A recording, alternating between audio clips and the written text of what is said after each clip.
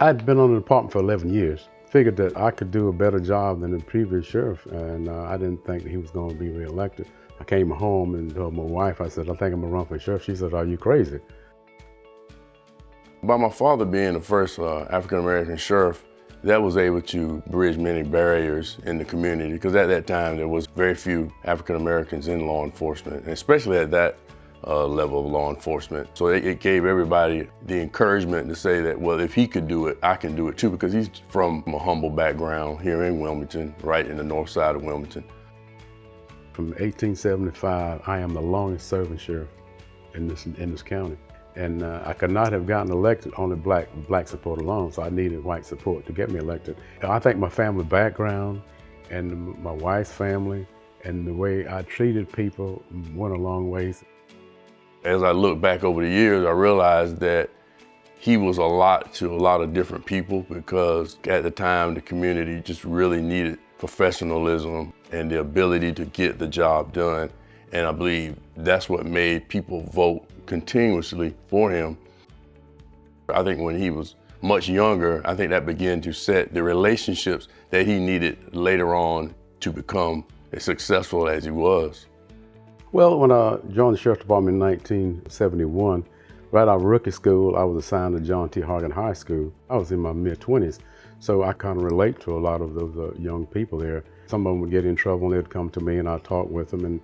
And even when they had riots, we still had a relationship in talking with them and telling them we shouldn't do this and shouldn't do that. So it taught me a lot as being young to be able to communicate with them. I had taken a sergeant exam, and the captain at that time told me not to take the exam because they'd already picked who they wanted to do it, and I took it anyway.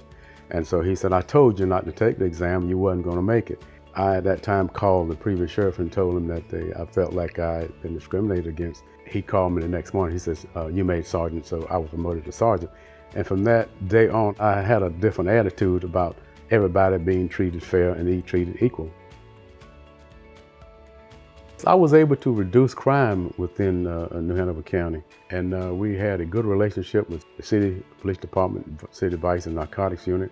And when I retired, the drugs was down, the burglary was down, and I was able to put the drug resistance program within the schools that we did not have.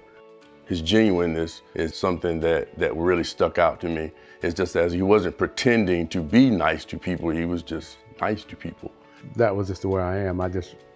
Easygoing guy. I try to get along with everyone. That's why most of the time I can't understand why people don't get along, because it's so easy to be nice and to be mad with someone. Even though I see people today will say, Sheriff, I want you to come back. I said, I can't, I'm retired. My wife raised the kids while I was gone. I wasn't here most of the time. So now I kind of dedicate my time to my grandkids and my kids. I love street rods. I built a 1952 Chevrolet 20-some years ago. Today I go to car shows with it, and I won several trophies with it. It's in the garage now, and I really enjoy it.